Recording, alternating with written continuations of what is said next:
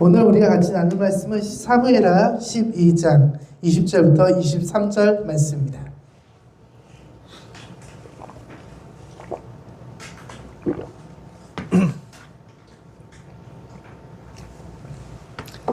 사무엘하 12장 20절에서 23절 말씀입니다. 다 같이 합독하겠습니다. 그러자 다윗은 땅바닥에서 일어나서 목욕을 하고 몸에 기름을 바르고 옷을 갈아입은 뒤에 성전로 들어가 주님께 경배하였다. 그는 왕국으로 돌아오자 음식을 차려오게 하여서 먹었다. 신하들이 다윗에게 물었다. 왕자가 살아계실 때에는 임금님께서 식음을 전폐하고 슬퍼하더니 이제 왕자가 돌아가시자 임금께서 일어나셔서 음식을 드시니 이것이 어떻게 된 일이십니까? 다윗이 대답하였다. 아이가 살아있을 때 내가 금식하여 온 것은 혹시 주님께서 나를 불쌍히 여겨서 그 아이를 살려주실지도 모른다고 생각하였기 때문이요. 그러나 이제 그 아이가 죽었는데 무엇 때문에 내가 계속 금식하겠소? 내가 그를 다시 돌아올 수 있게 할 수 있겠소? 나는 그에게 갈 수 있지만 그는 나에게 올 수 없소. 아멘. 오늘은 세 가지 기적이 주는 주님의 섭리와 위로라는 주제로 함께 말씀을 나눠보려고 합니다. 이번에 장모님과 2주간의 시간을 함께하면서 장례를 치르면서 제가 느끼고 생각한 것을 함께 공유해보는 시간을 한번 가져볼까 합니다. 제가 겪은 일을 토대로 준비하다 보니까 약간 간증문처럼 느껴질 수도 있습니다. 간증이라는 것이 모든 사람에게 가진 것이 적용되지 않을 수도 있습니다. 그리고 같은 것이 느껴지지 않을 수도 있습니다. 사람이 처한 상황이나 환경, 그리고 하나님이 만든 그 사람의 고유한 특성, 그 모든 것이 다르기 때문입니다. 하지만 비슷한 상황에 놓였을 때 앞으로 여러분들의 삶에 오늘 나눈 것이 도움이 될 수 있기를 간절히 소망합니다. 오늘 본문은 오늘 본문이 나오기 전의 모습은 다윗이 나단을 통해서 예언을 듣는 장면이 나옵니다. 나단은 우리아를 죽인 죄로 인해서 아들이 죽게 될 것이다 라는 예언을 듣습니다. 이 예언을 들은 다윗은 금식하며 기도하기 시작합니다. 금식하면서 기도하고 시간이 지난 후에 아이가 죽었다는 소식을 접하게 됩니다.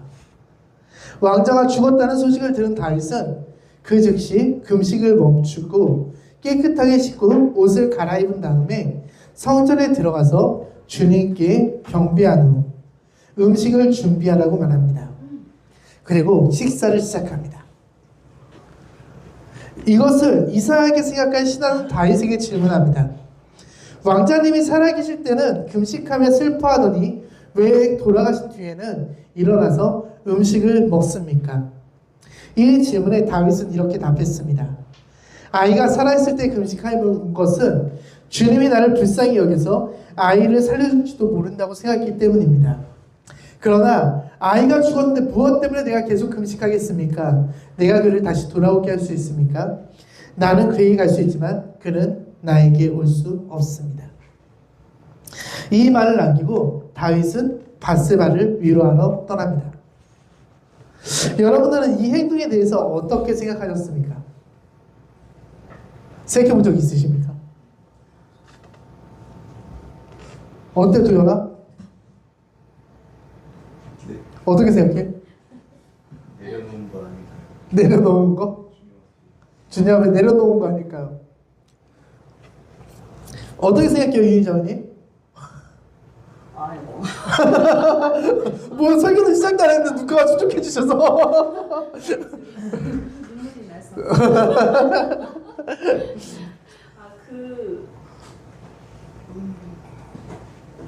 그 마음이 저는 좀 이해가 되는 것 같아서. 왜냐하면 그 자식이 살아있을 때는 하나님께서 긍휼을 베푸실까 그거를 기대하면서 저는 그게 애도의 기간이었다고 생각을 해요. 근데 항상 중요한 거는 그거 가지고 제가 함께 생각을 해본 적이 있는데, 하나님께서 내 원하시는, 그러니까 원한다라는 것은 내가 살아가는 삶의 태도가 무엇이 돼야 될까를 생각을 했을 때, 내가 있는 자리에서 최선을 다해서 그 삶을 살아가는 것이 아닐까. 그래서 그 살아있는 동안에도 그 금식을 하는 것도 그 다윗의 최선이었다고 생각을 해요. 그리고 자녀가 죽은 뒤에도 그는 음식을 먹으면서 그 삶을 최선을 다해서 이어나가는데, 그 최선을 다하는 그 삶이라는 게 하나님 안에서의, 하나님께 순종하면서 하나님의 그 은혜와 사랑을 구하면서 누리는 그 삶이라고 저는 해석을 했거든요. 좀 공감이 좀 됐어요. 네. 사실 제 설교의 요점이 다 나와서 설교를 할 필요 없을 것 같은데 저도 약간 이렇게 똑같이 느껴서 네, 이런 식으로 준비를 했습니다. 저는 장모님을 천국으로 보내면서 지금 이 다윗이 한 모습과 마음을 조금은 이해할 수 있게 되었습니다. 사실은 잘 이해가 되지 않았거든요. 아들이 죽었는데 어떻게, 그건 내 죄 때문에 죽은 거잖아요. 내가 잘못해서 내 아들이 죽었는데 어떻게 저럴 수 있지? 라는 생각을 정말 많이 했었거든요. 근데 요번에 일을 겪고 나니까 다윗이 아들이 죽은 이후에 자신의 생활로 돌아왔을 뿐이지 그 마음에는 슬픔이 남아있지 않았을까? 그리고 그 슬픔을 바세바를 찾아가서 위로를 하면서 동시에 자신도 함께 위로를 얻지 않았을까라는 생각을 하게 되었습니다. 왜냐하면 저도 똑같은 마음을 느꼈기 때문입니다. 제가 느낀 감정이나 제가 느낀 말씀에 대해서 이야기하기 전에 먼저 저희 장모님의 삶에 대해서 한번 이야기를 해보려고 합니다. 장모님은 오래전에부터 건강에 대한 걱정이 굉장히 많으셨어요. 어머님이 건강에 대해서 걱정할 수밖에 없는 이유가 장모님의 가족이 내적 질환으로 돌아가신 분들이 좀 많아요. 부모님도 그렇고 약간 가족력 같은 느낌이 있었나 봐요. 저희도 파악은 안 되지만 가족력이 있지 않았을까라는 생각을 하고 있어요. 그래서 어머니는 늘 건강에 대해서 불안해하셨고요. 그런 어머님이 언제부턴가 원인을 알 수 없는 이명이 들리기 시작해요.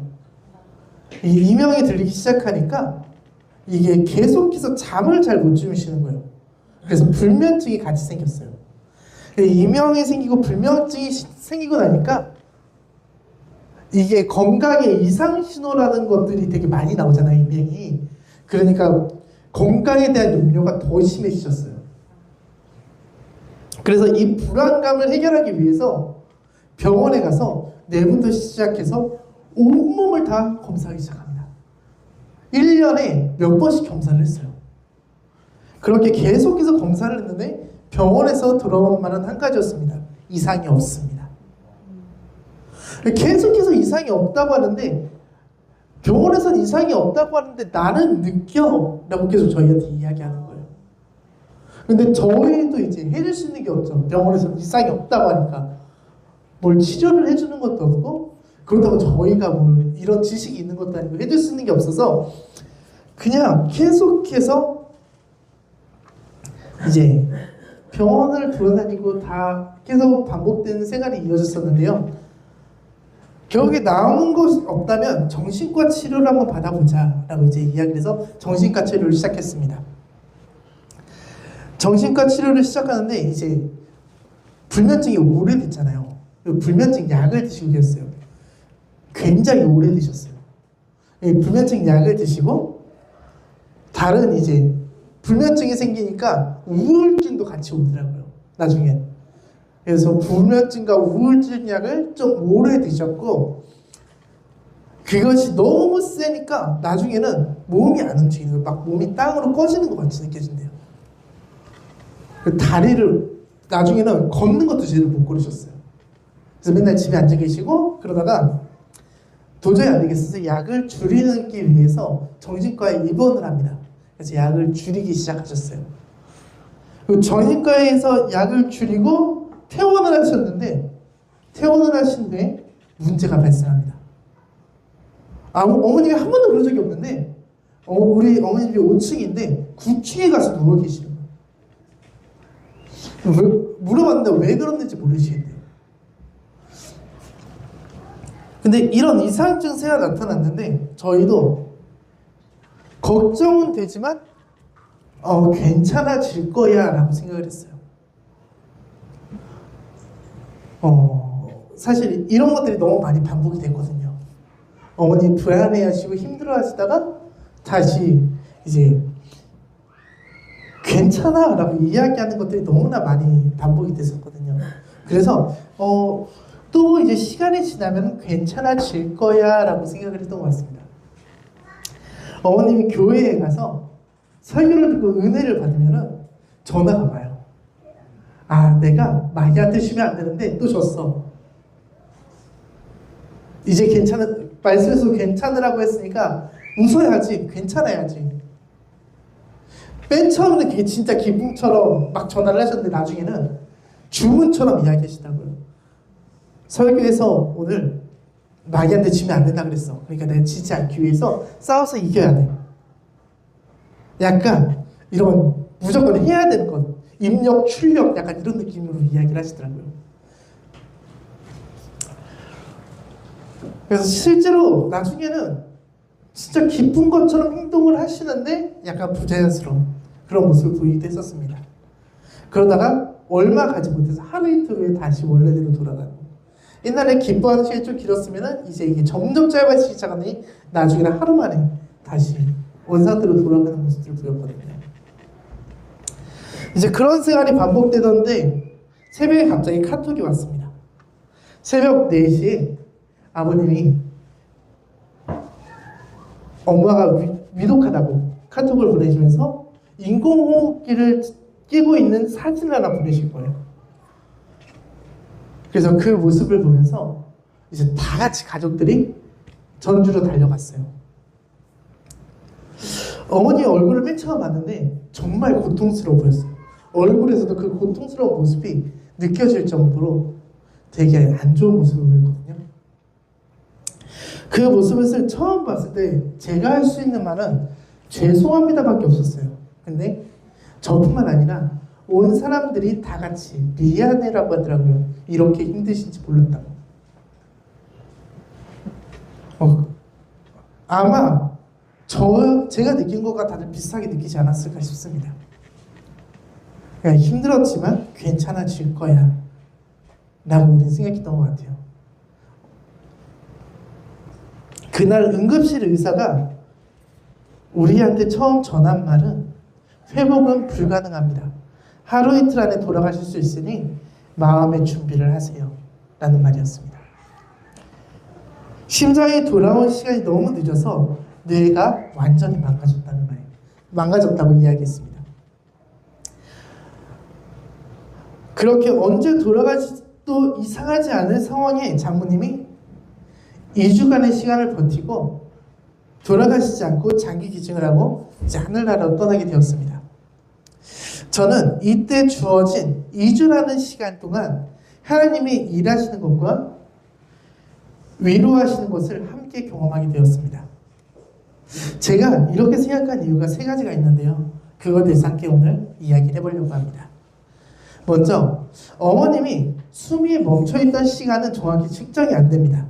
근데 발견 시간부터 심폐소생술에서 병원에 와서 숨이 돌아온 시간까지를 대략적으로 계산해 봤을 때 45분에서 50분 정도라고 합니다. 그럼 무조건 그 이상 숨이 멈춰 있었다는 거잖아요.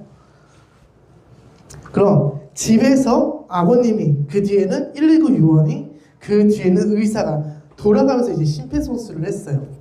1시간 이상 멈춰있던 심장이 뛰기 시작했고 그 심장이 2주간의 시간을 버텨주었습니다. 어머님이 심장이 긴 시간 멈춰있다가 2주간의 시간을 버텨준 것이 제가 생각하는 첫 번째 기적입니다. 그리고 두 번째는 저희 어머님은 뇌가 완전히 망가졌어요. 이 상황이 되니까 병원에서 받아주질 않더라고요. 왜냐하면 정말 막 응급실 의사가 솔직하게 이야기하는데 곧 죽을 환자를 어느 병원에서 받아주겠냐는 거예요. 안 받아주더라고요. 더 이상 치료할 수 있는 게 없다면서 받아주지 않고 이 예수병원에서도 할 수 있는 게 몸의 온도를 낮춰주는 것밖에 없대요. 이렇게 뭘 씌워서 거기다가 찬 공기를 막 넣어서 몸을 차갑게 만들어서 몸을 낮춰줘요. 열을. 그렇게 해야지 이제 더 이상 망가지는 것이 멈출 수 있대요. 이게 응급실에는 없는 시스템이었더라고요. 그래서 응급실 담당은 병원에는 없다라고 생각을 했던 것 같아요. 그래서 타 병원으로 보내야 된다고 이야기를 했습니다. 그래서 대학병원으로 보내야 된다고 말하면서도 다른 병원에서는 받아주지는 않을 것 같아요 라고 이야기를 하는 거예요. 아니나 다를까 모든 대학병원에 전화를 근처에 있는 대학병원에 전화를 했는데 다들 못 받아주겠다라고 연락이 왔습니다. 그래서 꽤 먼 곳까지 연락을 했는데 전주에서 2시간 반 정도 가야 되는 그러한 거리에 있는 한 병원에서 받아주겠다고 연락을 받았습니다. 여기에 근데 문제가 있어요. 우리가 어머님이 돌아가시기 전까지 복음을 전하고 싶은데 너무 멀리 가면은 아버님하고 어머님하고 동시에 돌보는 것이 힘들 것 같은 거예요. 그렇게 고민을 하고 있으면서 결정을 못 내리고 있었어요. 근데 그 다음날 전화가 왔습니다. 예수병원 중환자실에서 받아주기로 결정을 했다는 것입니다. 이게 왜 그런지 왜 갑자기 바뀌었지? 라고 저희는 생각을 해볼 수 있잖아요. 생각을 해보고 담당 의사한테 물어볼 봤는데 그 담당 의사가 그 다음날 담당으로 들어온 사람이 부원장님이었대요. 그 부원장님이 신경과 의선생님인데 신경과에 그 냉각 치료가 중환자실에 있다는 것을 알고 계셨던 거예요. 응급실은 없는 줄 알았는데 신경과에 있다는 것을 알고 받아주셨어요. 그리고 원래 이렇게 해서 죽은 환자는 잘 안 받아준대요. 그랬는데 책임감에 우리 병원에 왔는데 그래도 우리 병원에서 책임을 져야 되지 않겠냐. 그래서 다른 병원에 보내지 말고 여기서 그냥 마지막까지 우리가 돌보자라고 해서 받아주었다고 합니다. 만약 부원장님이 없었다면 어머님은 다른 곳으로 이송이 되었을 것입니다. 그 타이밍에 예수병원 응급실에 부원장님이 오셔서 그걸 물어보고 그걸 책임감으로 받아주시는 확률이 얼마나 될까요? 그래서 제가 생각하는 두 번째 기적은 이것입니다. 그리고 마지막은 중환자실은 면회가 제한이 돼요. 일주일에 한 번 면회를 할 수 있습니다. 근데 저희 어머님 위독하다 보니까 일주일 동안 매일같이 갔어요. 근데 하루 이틀이면 끝날 줄 알았는데 이게 일주일 동안 계속해서 이어지니까 중환자실에서 이제 그만 와라 라고 이야기하더라고요. 네, 그럼 내일 모든 사람들이 모여서 저희가 한 번에 면회를 한 번 더 하겠다. 근데 그거만 봐줘라 라고 이야기를 했었어요. 그리고 그날 강혜선 어머니께서 저한테 장기 이식에 대해서 이야기를 했었거든요. 그래서 그거를 가족들하고 상의를 하고 있었어요. 거기가 보호자 대기실이었거든요. 보호자 대기실에는 간호사가 없어요. 간호사가 밖에서 지나가다가 그 얘기를 들은 거예요. 그래서 들어와서 장기 이식에 대해서 물어봤어요. 의사가 있느냐. 그래서 아직 저희들 전한 건 없다. 이렇게 하고 보냈는데 장기 이식센터에서 연락이 온 거예요. 안에서 거기서 말은 뇌사 상태의 환자가 있다면은 우리가 연락을 하게 되어 있다라고 이야기를 하더라고요. 근데 듣고 이야기한 건지 정말 뇌사 상태라서 이야기한 건지는 잘 모르겠어요. 그걸 이야기를 듣고 상담을 하기 시작했거든요. 근데 상담을 하고 우리가 하기로 결정을 하니까 저희가 토요일까지 봤거든요. 그래서 주일날 하루 못 보고 화요일날부터 다시 면회를 시켜주더라고요. 빈게 월요일 이 주일하고 월요일 이틀이잖아요. 근데 주일은 뭐 어쩔 수 없다고 쳐도 월요일은 저희도 몰랐는데 모건교회 목사님이 저희한테 이야기를 안 하시고 소식을 듣자마자 가신 거예요. 그냥 가셔서 면회를 하겠다 할 수 있냐라고 이제 거기서 물어보셔서 전화를 사정을 이야기해 줬더니 면회를 시켜줬더라고요. 그래서 2주간의 시간 동안 주일 단 하루 빼놓고 나머지 날은 다 어머님한테 복음을 전할 수 있게 되었어요. 이것이 제가 생각하는 세 번째 기적입니다. 이 세 가지 기적이 모여서 어머님을 천국으로 부를 수 있게 되었습니다. 사실 어머님이 천국에 가는지 아닌지는 우리가 다 천국에 가봐야 알 수 있는 일이죠. 근데 제가 천국에 갔다고 확신하는 이유는 제가 기도하는 순간 어느 순간에 이런 기도가 나오기 시작했습니다. 하나님, 천국에 간 사람들처럼 천국에 뇌세 상태에 있다가 천국에 가서 하나님 앞에 하나님을 만나고 다시 돌아온 그 사람들처럼 우리 어머님도 똑같이 그렇게 만나게 해주세요. 그리고 만약 정신을 차리지 못하더라도 내가 다시 원래대로 복귀되진 않더라도 어머님이 천국에서 모든 걸 회개하고 예수님과 함께하면서 저 천국에서 주님과 함께 있을 수 있게 도와주세요. 이런 기도가 저도 모르는 사이에 계속해서 나오기 시작하는 거예요. 그리고 그 다음날 어머님 표정을 보러 갔는데 어머님을 이제 만나러 갔는데 어머님의 표정이 이전에 고통스러웠던 그 모습과 너무 달라 보이는 거예요. 근데 저만 그렇게 느끼는 줄 알고 그냥 조용히 있었는데 지휘사모님이 갑자기 저한테 오늘 어머님 표정이 너무 달라 보이지 않아? 엄마 표정이 전하고 너무 다른 것 같아. 너무 편안해 보여. 라고 이야기하는 거예요. 그래서 그때 제가 이제 기도드리는 것들이 생각나게 되었고, 이 기도가 내가 드린 게 아니라 성령님께서 나를 대신해서 드려준 기도구나 라는 것을 생각하게 되었습니다. 그리고 나서 그 뒤에 어머님이 청교하셨다는 확신이, 믿음이 저도 모르게 제 안에서 막 생겨나는 거예요. 그래서 어머님이 천국에 가셨다는 것을 안심할 수 있게 되었고 저희는 장기 기증을 확실하게 할 수 있게 되었습니다.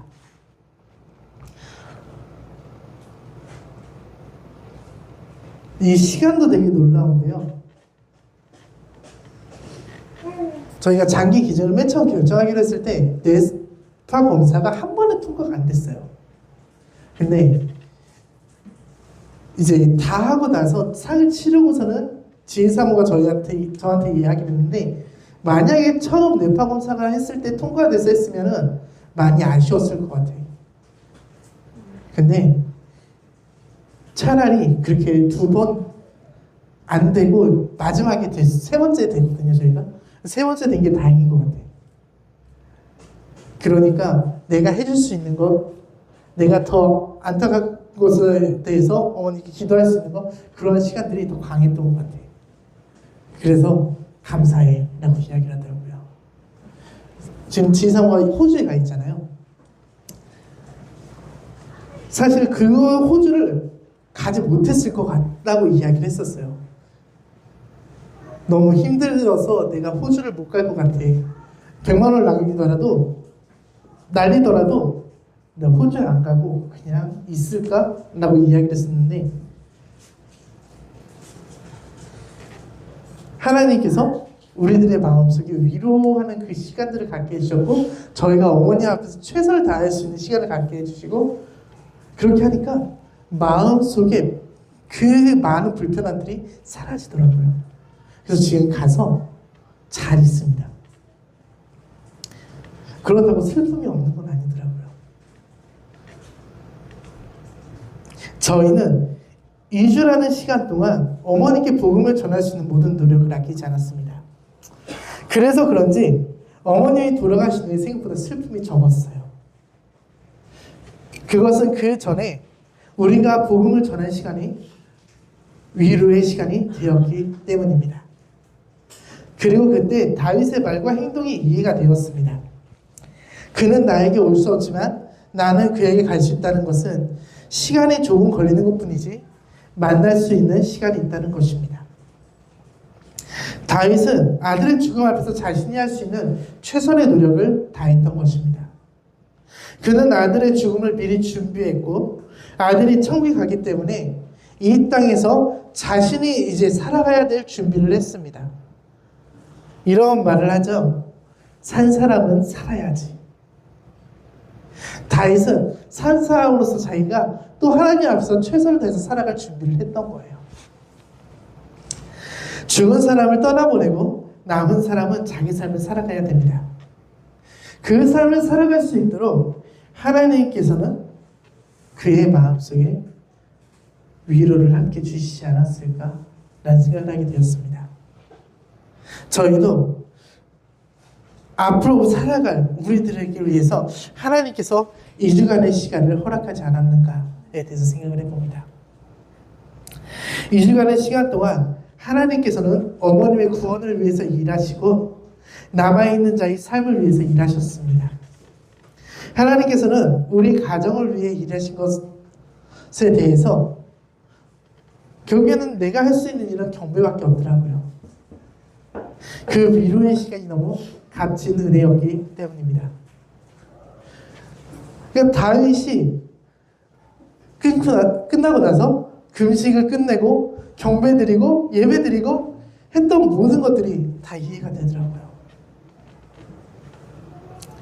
이 애도라는 말이 있습니다. 애도는 사람이 죽음을 슬퍼하는 일입니다. 이 애도는 사람의 죽음에도 쓰이지만 중요한 대상을 상실했을 때도 사용됩니다. 가장 흔하게 떠오르는 것은 살아가는 사람의 죽음이지만 이외에도 연인과의 이별, 직장을 그만두는 일, 자녀가 성장해서 집을 떠나는 일, 모든 것에도 애도라는 이름을 붙입니다. 존 볼비라는 사람이 있는데요. 이 사람은 애도의 과정을 4단계로 나눠서 이야기했었어요. 첫째는 충격을 받고 무감각해지는 시기입니다. 살아가는 사람이 떠났다는 사실을 받아들이기 어렵고 이를 부인하면서 분노가 치미는 경우가 많습니다. 모든 감각이 멍해져서 넋을 놓고 지내기도 합니다. 헤어짐이 갑작스러운 경우 이 시기는 더 길고 예정되어 있던 것이라면 이미 경험했을 수도 있습니다. 그리고 두 번째는 사랑하는 사람을 보고 싶고 되찾고 싶어서 찾아 헤매는 단계입니다. 그 사람과 친분이 있던 사람을 만나거나 헤어지는 연인과는 다시 연락을 하기도 합니다. 그 사람 생각에 며칠 밤을 새기기도 합니다. 이 과정에서 좌절과 분노, 슬픔을 느끼게 됩니다. 세 번째는 사랑하는 사람이 떠났다는 것을 현실로 받아들이면서 우울, 절망감을 느끼는 단계입니다. 인생의 의미를 잃었다는 느낌이 들고 만사가 귀찮고 우울, 불면, 식욕저하 등이 경험할 수 있습니다. 마지막으로 네 번째는 점차 자신의 생활을 회복하며 자신을 추스리는 단계입니다. 사랑하는 사람들과 추억을 떠올리면서 슬프지만 함께 있었던 기쁨도 느끼고 덤덤해지게 됩니다. 어머님이 죽을 때까지 2주간의 시간 동안 저는 1, 2, 3단계를 경험했던 것 같아요. 그리고 장례를 치르면서 4단계를 경험했습니다. 장례를 하는 3일의 시간 동안 찾아오는 사람들과 어머님에 대해서 이야기하고 기억하면서 그것들이 힘든 게 아니라 계속해서 이야기하다 보니까 오히려 위로가 되고 무덤덤해지더라고요. 하나님이 주시는 위로와는 또 다른 위로를 사람들을 통해서 얻게 되었습니다. 이때 사람들과 하나님이 위로해 준 시간이 없었다면 웃으면서 대화하는 게 불가능했을 건데 하나님이 위로를 먼저 해주셨고 그 다음에 사람들과 같이 이야기를 하면서 그들에게 위로를 얻으니까 나중에는 그들과 웃으면서 이야기할 수 있는 여유까지도 생기더라고요. 물론 그렇다고 해서 보내드린 게 슬프지 않은 건 아니에요. 육신이 볼 수 없는 것은 슬픔이 존재하지만 나중에 영을 만날 수 있다는 소망도 함께 존재했습니다. 그리고 이 추억을 혼자 생각하는 것이 아니라 다른 사람과 함께 나누는 것이 매우 중요하다는 것에 대해서 알게 되었습니다. 그래서 장례식을 찾아가서 이제 같이 막 이야기를 해주시는 분들이 너무 감사하더라고요.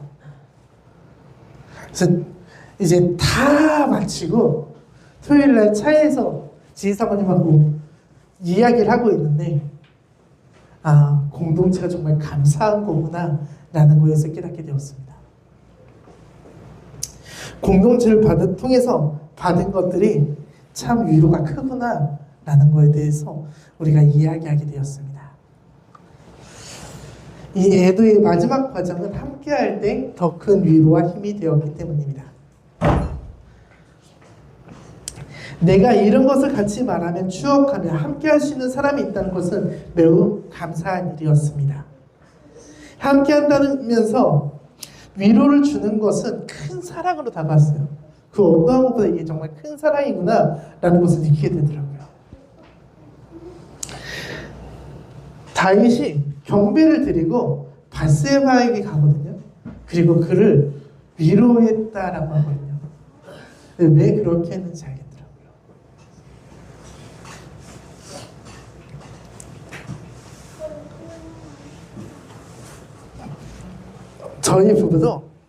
저희 부부 그리고 다른 사람들 그리고 교회 공동체를 통해서 저희는 큰 위로를 얻을 수 있었습니다. 그러면서 죽음과 애도에 대해서 다시 한 번 더 생각해 보게 되었어요. 사람은 사실 모두가 죽어야 되잖아요. 우리 성도들은 죽었다 다시 태어나는 것이 우리들의 임무잖아요. 그 죽음을 통해서 우리는 성도가 될 수 있습니다. 성도가 되기 위해서 나의 죽음의 과정을 받아들이는 것은 매우 힘들고 어려운 일입니다. 그 힘든 일을 위해서 하나님께서는 예수님의 십자가라는 위로를 우리에게 주셨습니다. 십자가 우리에게는 나의 죽음에 대한 위로였더라고요. 그 은혜가. 그리고 교회 공동체를 통해서 하나님이 주는 위로와 또 다른 사람이 주는 위로를 경험하게 하셨습니다. 교회 공동체는 하나님께서 내가 한번 죽어야 하는 그 시간을 이겨낼 수 있도록 돕기 위해서 만든 공동체가 아닐까라는 생각을 해보게 되었어요. 내가 그걸 온전히 다 감당하려면 너무 힘든데 그 힘든 것을 나누면서 분산시키면서 하나님께서 버텨낼 수 있게 해주기 위해서 우리에게 교회 공동체를 허락하지 않았는가라는 생각이 들더라고요. 사람은 누구나 죽음을 경험합니다. 나의 영적인 죽음이든 형제의 죽음이든 부모의 죽음이든 어떤 다윗처럼 자녀의 죽음이 될 수도 있고요. 하지만 이 죽음이 우리에게 있어 단지 슬픈 일만이 되지 않는 이유는 같이 슬픔을 공유하고 나누며 위로해주는 하나님과 공동체가 함께할 수 있기 때문입니다. 하나님은 우리 가운데서 주님의 섭리를 일하세요. 죽음 앞에 섭리라는 말을 어떻게 이야기할 수 있을까라는 생각을 굉장히 많이 해요. 왜냐하면 다 너무 아프잖아요. 그 아픈데 그 섭리라는 말을 어떻게 할 수 있을까라는 말을 생각을 되게 많이 했는데 저는 이번에 어머님의 죽음이 정말 주님의 섭리 안에서 이루어졌다는 것을 확신합니다. 하나님께서 2주간의 시간은 하나님께서 주신 시간이고요. 그리고 그 타이밍도 너무 완벽했어요. 저희가 호주가 계획이 되어 있었잖아요. 그 시간까지 생각을 해보니까 이게 준비하고 떠날 시간까지 해서 너무 완벽하게 딱 짜여서 같더라고요. 충분히 애도할 수 있는 시간을 다 주고 준비할 수 있는 시간 그리고 호주에 떠나는 시간까지 이게 주님의 계획 안에서 완벽하게 이루어졌구나. 우리는 우리의 뜻대로 빨리 되었으면 좋겠다고 생각할 때도 있었는데 그게 아니라 정말 주님께서는 우리에게 마음이 치료받을 수 있는, 그 위로받을 수 있는 시간을 충분하게 주시고, 그 충분히 주신 후에 준비할 수 있는 시간도 충분히 주시고 그 다음을 보내셨구나. 이 주님이 하시니까 완벽하더라고요. 이게 하나님의 섭리는 우리가 의심할 필요가 없는 것 같아요. 하나님은 완전하다고 이야기를 합니다. 하지만 우리 사람은 불완전하죠. 근데 그 불완전한 시간을 나한테 적용을 시키고, 나한테는 좀 그렇게 해줬으면 좋겠어요. 내가 불완전하다고 할지라도. 사람 다 그렇잖아요. 내가 불완전하고 완전하고, 내가 아무리 하나님보다 못하다고 할지라도 내가 원하는 시간 동안 그 사람과 좀 함께 있었으면 좋겠고, 내가 원하는 시간 동안 좀 일들이 이루어졌으면 좋겠고, 내가 원하는 때에 그것들을 좀 얻었으면 좋겠고. 근데 주님께서 하시는 시간은 다를 때가 많아요. 근데 그 시간이 완벽하더라고요. 죽음 앞에서도 그 시간이 가장 완벽하더라고요. 이제 우리가 그 완벽한 시간을 인정할 수 있는 사람 될 수 있길 바랍니다. 그리고 죽음 앞에서 소망을 품고 서로가 서로를 위로할 수 있는 나눔의 공동체가 우리가 될 수 있기를 간절히 소망합니다.